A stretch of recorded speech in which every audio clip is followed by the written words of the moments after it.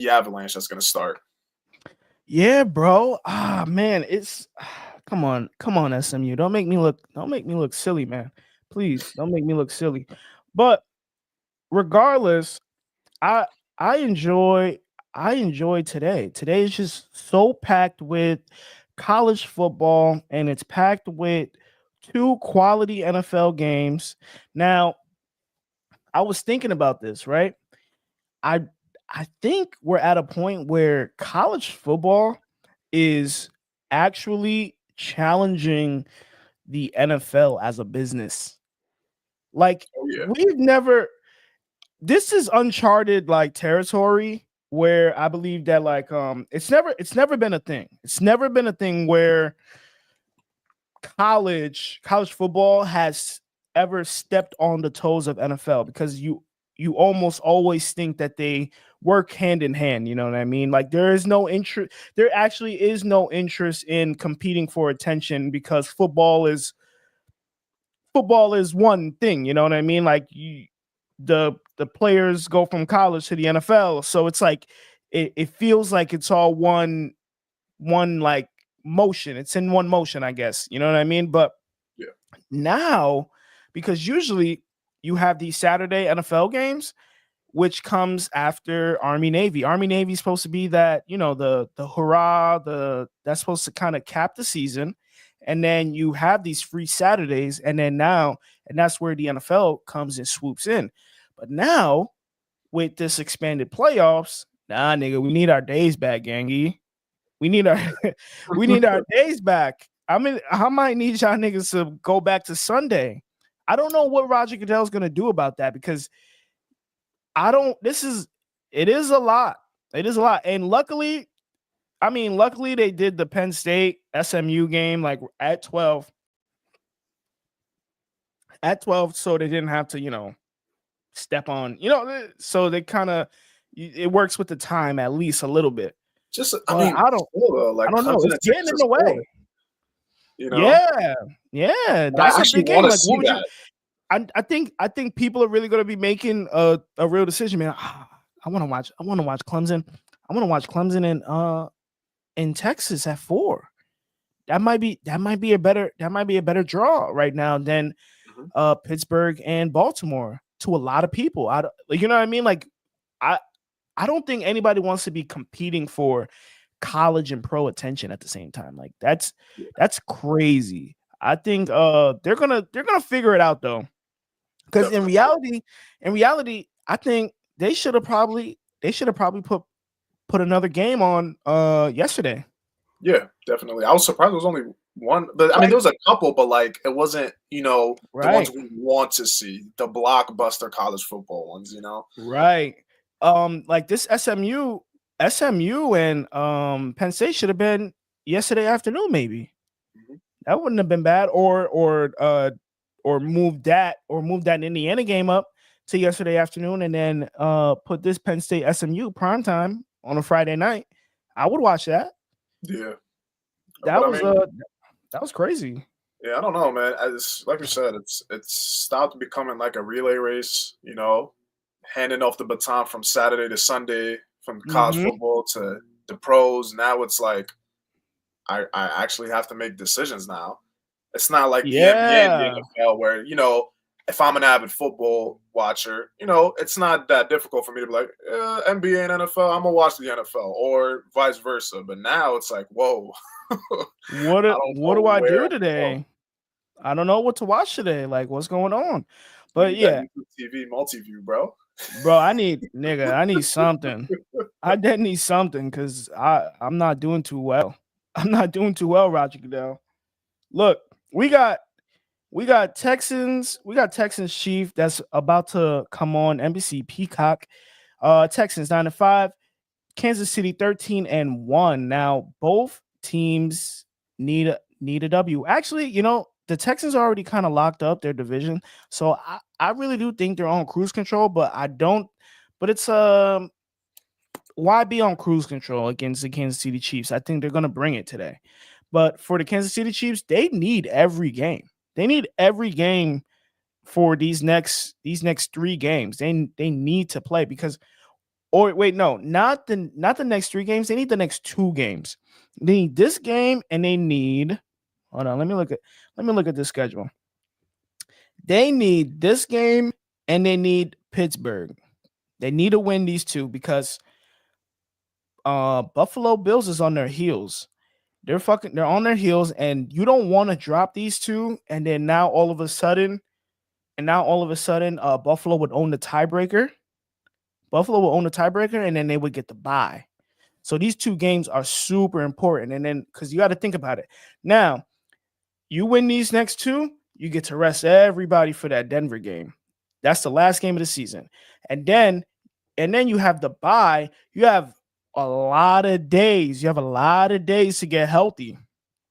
For the Kansas City Chiefs. I think that is super important. That's why even with the ankle injury that Patrick Mahomes sustained last week, he was a full participant all week. He doesn't seem like he's slowing down. Hollywood Brown has been unlocked today. I'm actually happy to see. I want to see what he can do, what he can bring to the offense. I mean, he's had an entire season, even though he's been injured. He's had an entire season to understand the playbook, right? I don't think this should be like a lack of not knowing plays and shit. That shouldn't be a thing, right? He was present the whole season. I'm pretty sure, like I think he should be getting going early. Yeah, like he definitely got some little walkthroughs, non-contact weeks before even the IR return. Yeah, he's absolutely. watching film. I think we're gonna see probably maybe today the rust get. Because I still don't know if Patrick Mahomes, his mobility in the pocket. Yes, he's left off the injury report, but we still don't know. Was he actually faking it? Was this like a ruse or is he gonna actually come out and we're gonna see him in the pocket? That's what the streets say, bro. That's what the streets be saying, Genki. They don't look. They always saying he's faking it around. He's always faking it around playoff time. I don't know. I just think maybe the nigga always getting hurt around. I don't think he's faking it. Nah, never. Nah, not Patty. Not Patty. But nah, listen. Right now, if you want to look at the spread right now is Chiefs minus 3.5. What do you think about that? And plus 160 for the Texans money line. What are you thinking about that? Alexa, how many times have the Chiefs covered the spread this season? Yo, they're probably down in the dumps. I think they have a terrible record against the spread this year. Right now. They have not covered the spread this season. No, they're at least 7.5 favorites. They're what? Let's see here. Hold on. They have 4 wins in 8 games versus the spread this year. The Chiefs have not covered the spread this season when playing at least 7.5 point favorites. Whoa. Them niggas is down in the There's actually so many articles about these guys frying tickets. They don't cover the spread, bro. I guess today's no different, huh? Today's no different today. Nope, and that defense is to be reckoned with.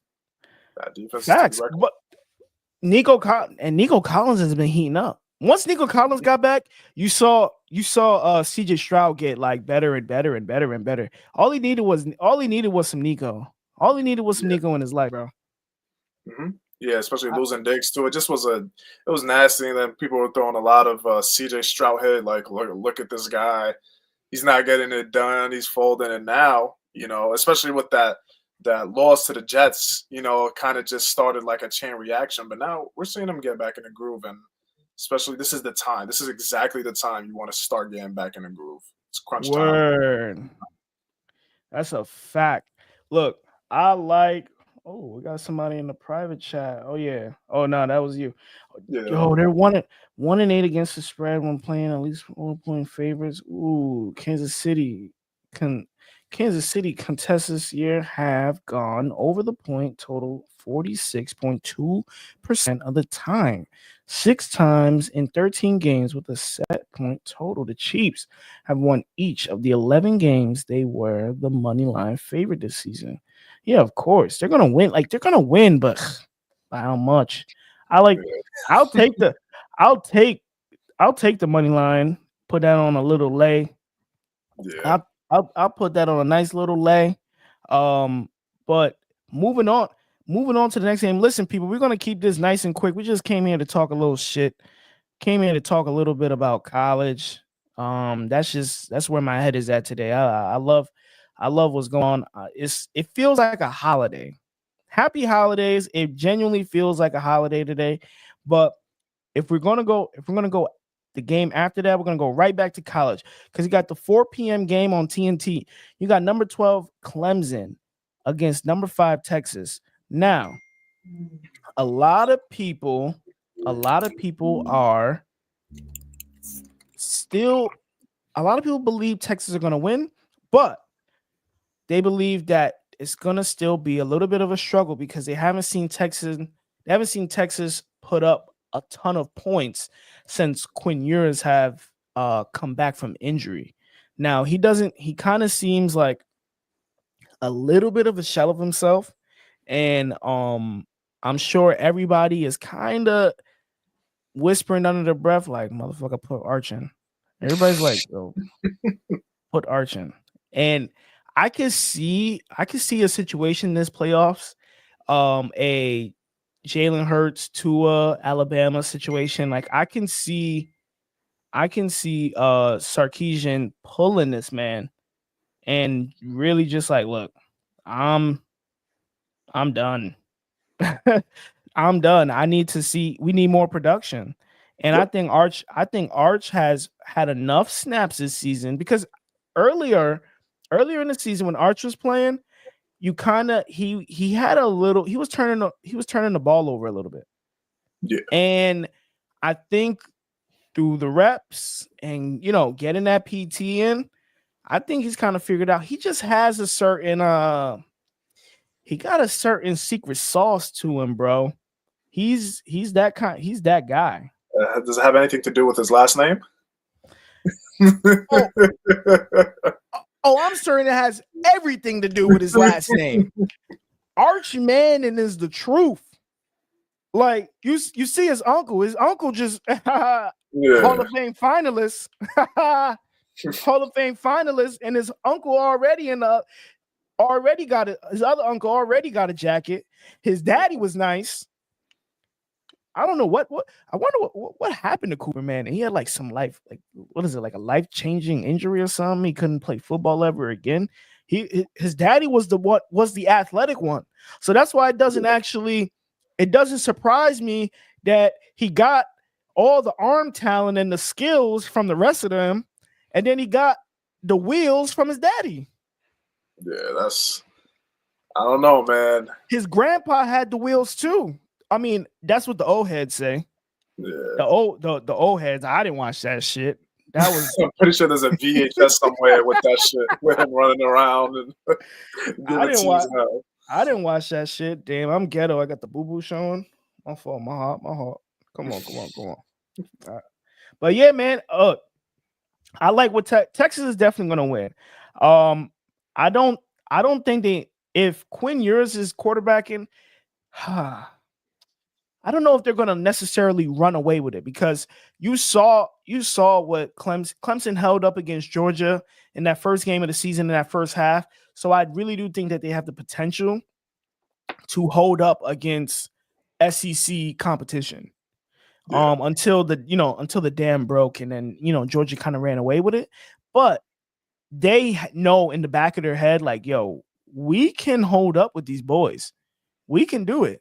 So when I think about that, it's like that's why I feel like there might come a time, there might be a tough coaching decision where you might end up seeing Arch Manning. I think, and I'm getting closer to not might. It's really a matter of when Like, when are we gonna see Arch?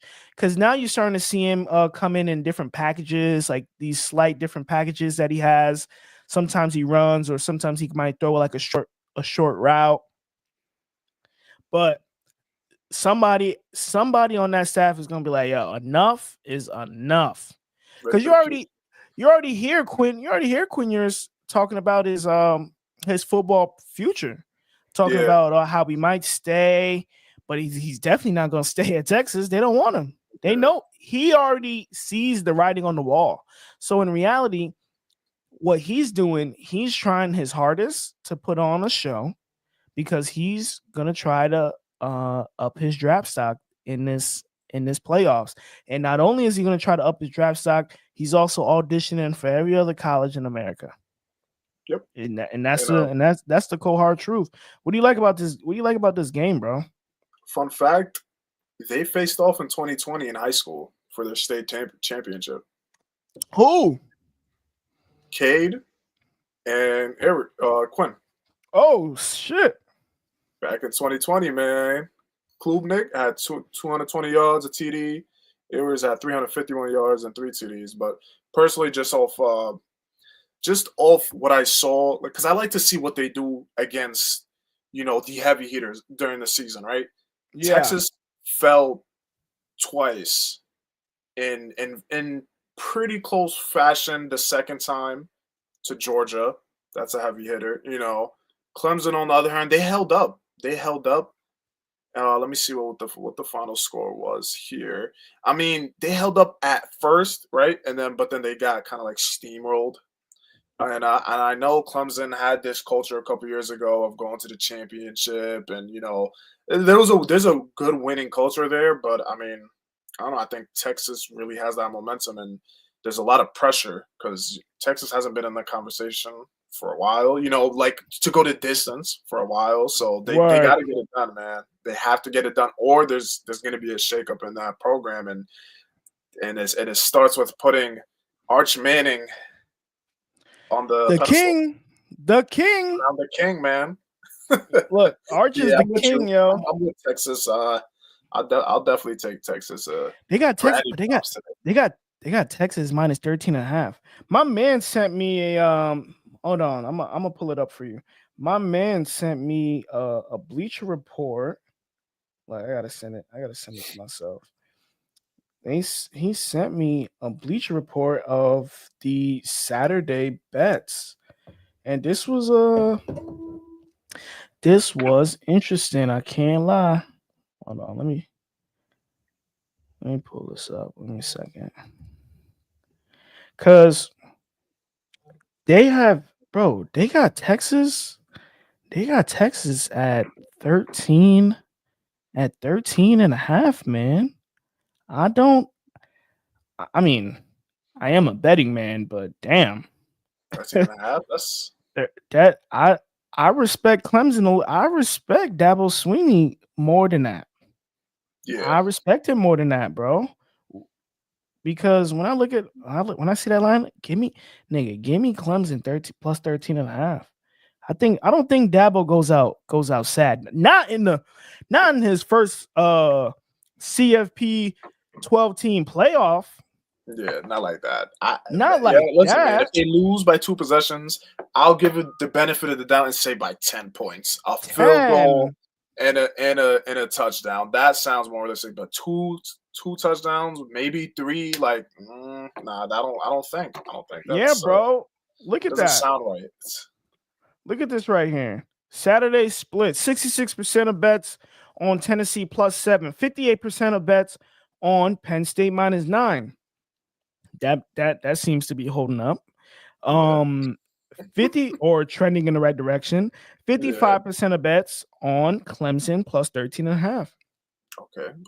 59% of bets on Steelers plus 7. 55% of bets on Texans plus 3.5. Like that. I Steelers plus 7. I'm gonna talk about that later.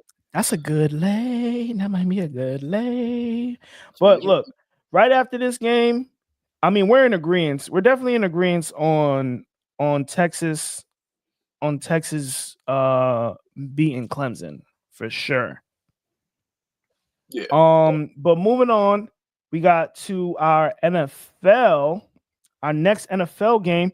That I'm excited to watch this game too, bro. My attention is all over the place today because you got 9-5 Ravens versus 10-4 Steelers. The Steelers actually lead the AFC North division, bro.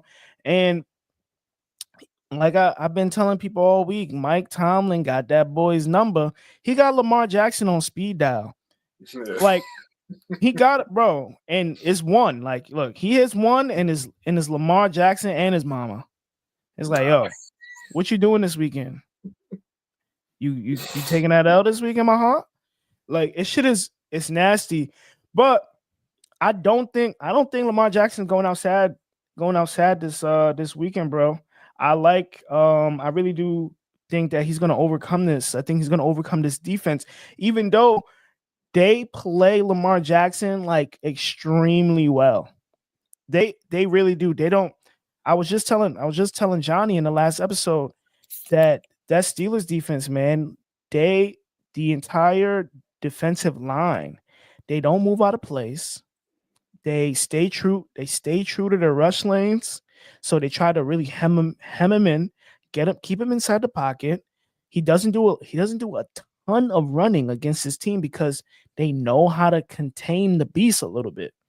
So now they force him to beat him with his arm. And that's not the craziest thing because we've seen Lamar Jackson win with his arm on multiple occasions. But it just becomes a little harder. It just becomes a little harder when they kind of take away a little bit of what makes you great, and that's your legs. Yeah. And the one thing I want the Ravens to not abandon the run. Like I want them to feed Derrick Henry because we all know about Derrick Henry. We all know you give him all these carries, and then even if it's 2 yards, 3 yards, you don't stop. You don't stop feeding the beast because here comes that fourth quarter. All them motherfuckers on defense been eating those licks that fucking Derrick Henry's been giving out all game. And it's like you just softening them up. And now here comes he gonna finally break one. Now he going for 15. Now he going for 25. Shit, now he might hit his head on the goalpost. It's Lamar pulls it and has everybody frozen. Now stun you. They should not abandon the run. And every time the Ravens have abandoned the run this season, it came usually those 5 losses are usually accompanied by low Derrick Henry touches. If somebody didn't already see that formula, like, look, coach, look at this. Look at how many times he touches the ball here, and look how many times he touches the ball here when we win. Just keep that in mind because when we win on his back. And I'm not saying that they don't also win on Lamar Jackson's back because he's having a stellar season, MVP season at that. But they need King. Yeah. They need Henry to get it going, bro. It makes the most sense. And Henry's gonna keep Mr. Watt, who said I'm gonna play today, despite getting that injury last game, on his toes. It's gonna push him back, so like you said, it's gonna soften him up. So he's playing today, huh? Yeah, you want a guy like TJ Watt to not come out full force, flying through there. You need Derrick Henry in there. You don't need Justice Hill getting bowled over and Lamar Jackson running for his life. They already don't have Pickens, so they already have like their offense is going to be hindered. Now they just have to do their part on the Ravens side, to get Derrick Henry the ball, run, boom, play action. Rashad Bateman, Zay That's Flowers, that's all you need. That's all you need. And no Pickens, no problem because they're not. The rest of the offense, man. The Steelers can't do shit. The Steelers can't do shit without George Pickens. Cordell Patterson looks like that Eddie Lacy now, like he been eating mad burgers. I don't know what Jalen Warren been doing. Najee Harris, somehow he's just been on a downtrend. I don't know, man. Bro, I don't know either. I'm not even gonna lie, bro. I I think with no Pickens, it just makes it harder on Russ. Russ is a play action guy. They like to suck the second that second line in, and then they like to throw over them. They like to bring that defense in, and they like to throw right over them. And he don't have that. Who's gonna be a threat? Miles Austin? Is that his name? Miles Austin? I don't even know. Calvin Austin the third. Calvin Austin the third. Who's Miles? Is it Miles Austin, old receiver from Dallas? We were like in middle school when Miles Austin was in the NFL. That was way back, brother. That was Miles Austin was playing with Des Bryant. I'm dead at that was like so, Tony. Yeah. That was Tony Romo days, bro. I don't know why I thought about that. But yeah, bro, I love this game. Both the line is Baltimore -7. I think I would take that line for sure. Like for sure. I'll take Baltimore -7. I think that makes the most sense because there's just no way. There's no way that the Steelers can win this, bro. Not without Pickens. And it's actually nasty how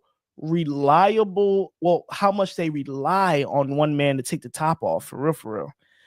That means they're just lacking personnel a little bit, but it's all right. I'm hoping that Lamar can actually make an MVP statement and kind of make people second guess who they vote for MVP this season. Because I'm a huge Lamar Jackson fan. I just I support the black quarterback, man. That's really where. It got nothing to do with Lamar trying to run me over this afternoon. That's crazy. We were just talking about fantasy in the last episode, and it's you. Yep. Look, you see Cortland Sutton, bro. Cortland Sutton gave me like 7. I wish he could have gave me like 12. But it is what it is.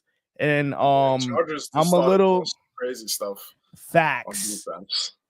Facts. My son kind of turned into a pumpkin a little bit, but it is what it is. I was hoping for the Cortland Sutton TD, man. Bo Nix kind of turned into a pumpkin a little bit, just a little bit.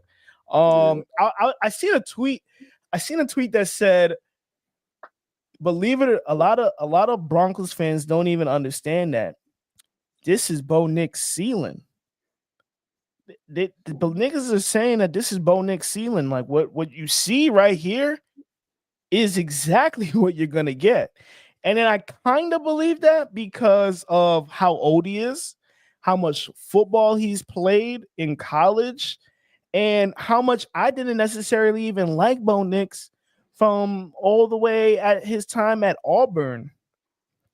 So it's like, damn, that's a fact. Bo Nix was doing all that at Auburn, and I remember he just still wasn't like the top quarterback. And then it kind of just came with age and experience of how good he became, especially in that class. You know what I mean? He just matured, but it might not get better than that. Plus or minus 10% with Sean Payton coaching him. That's what I'll say. Maybe another upside of maybe 10, maybe 20%, and then vice versa, plus or minus. Because I don't know, man. Maybe he needs a couple extra weapons. Like a lot of his weapons are like no names besides Cortland Sutton. Yeah, like no offense to that. Like you ask people, yo, who's on the Broncos offense and defense? They can't name you more than 5 people. So facts. Let's put some people around him, and then maybe it increases. Time will tell. Maybe. What we got here? What's after this? What is after this game? That's the Tennessee and Ohio State. We got number 9 Tennessee versus number 8 Ohio State. I'm actually super excited for this game. Like this is the game of games to me, because you got Tennessee going into Ohio State, and it's like 30-degree weather. It's brick. It's brick out there, bro. I don't know. I don't. It's gonna be so funny. It's gonna be funny and fun to see a SEC team like in the trenches like this. And I'm trying to figure out like what are we gonna get? You got Tennessee quarterback Nico. I'm not even gonna attempt that last name. But Nico, I'm not. I don't know. Blah blah blah blah blah blah. Malavia. Yeah. He's a solid quarterback. But the difference between like him and like Will Howard is gonna he's gonna try to go the extra mile, and sometimes when he goes the extra mile, he does some bonehead shit when he tries to make a play. You know what I mean? And Nico, he's a young quarterback. He's not really gonna do too much in terms of improvising. So it's either it's there or it isn't. You know what I mean? So I kind of like that approach a little bit. But I hope that Tennessee's a little bit more aggressive. I don't want to see passive coaching. After last night's Indiana game, I don't want to see passive coaching. I want everybody to be aggressive. I want every game between like good teams. I want every game between good teams to feel like a Super Bowl. Like that's what I want. I think with a team like they're both 10-2, Ohio State, Ryan Day is basically coaching for his life. Mm-hmm. That loss to Michigan kind of set his whole career in flames, to be honest, because Ryan Day hasn't really done anything. He was getting dominated by Jim Harbaugh, and then now he got beat by Jim Harbaugh's assistant coach. Yeah. Like, bro, shit not valid. You're not valid. It's not looking good for him. So now he's sitting here. Now he's sitting there in the college football playoffs, and you got to make a statement. And these players are used to the cold. I want to see a big game from Jeremiah Smith today. A huge game from Jeremiah Smith today. The one thing about Ohio State is can the offensive line hold up, and can Will Howard be smart? That's what I want. Is he going to make smart decisions? Because you've seen in the 2 losses and just other games, I've seen Will Howard be a pumpkin. Yep. And that's not what you want from your Ohio State quarterback. And maybe they tried to say they didn't get a black guy at quarterback this season, and shit just kind of got a little weird. I don't believe that. But I don't believe that, but that's what they say. That's what niggas is really saying, but you can't really blame them. Like he's not. It's a mixture of him and Ryan Day, right? Just him doing fried shit when he doesn't need to. You know, Facts. like the Oregon game, just complete unawareness. You know, and Ryan Day, he's just like a passive. Like to me, he's just like, I don't want to disrespect him, but like it seems like spineless. You know what I'm trying to say? Like he can't rally his guys. Like, yeah, which is what I'm gonna lead. So I think Josh Heupel, he has his guys rallied around him.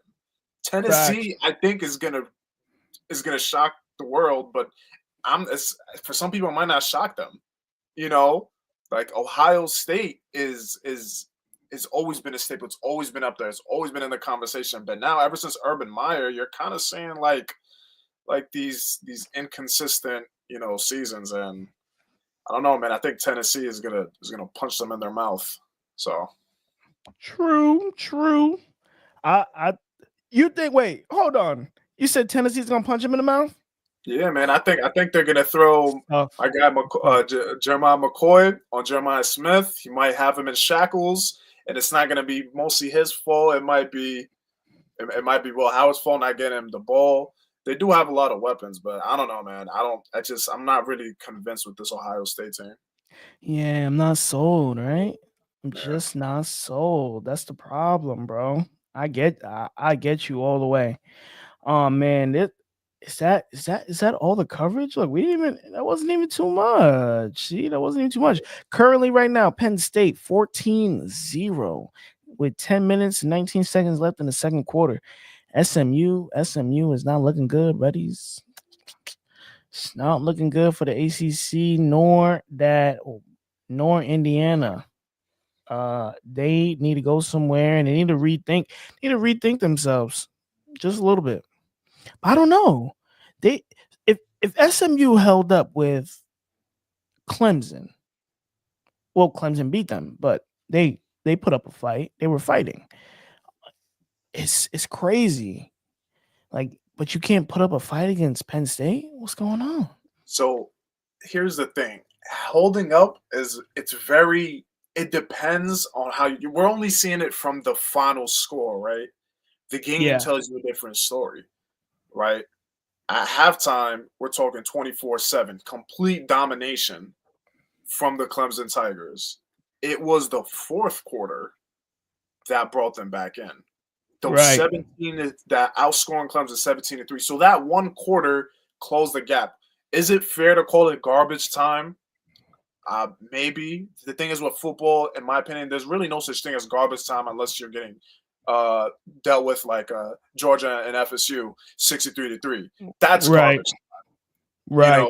But this, it's still, to me, I think they thought they had it going into the fourth and they let up, because going into the fourth, I think it was 31-14. Ooh. And then they only scored a field goal, making it 34-14, and then 17 unanswered. So it's like, I don't know, man. Maybe they let off and it gave that illusion that they held up with them, but I don't know, man. The Nittany Lions is telling us the real story right now. They're giving us the whole fucking novel. Yeah. They're giving us the whole fucking novel, bro.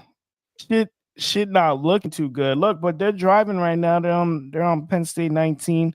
Hopefully they get a score out of this. But it's all right, man. We get to tune into that. Look, it was real. I just wanted to come on, preview some of these games, give a little talk about it. We get to clip up some of this stuff. Thank you for coming on. Look, this was actually your camera is valid, bro. What is you're on your phone? Nah, this is a 2015 MacBook Pro.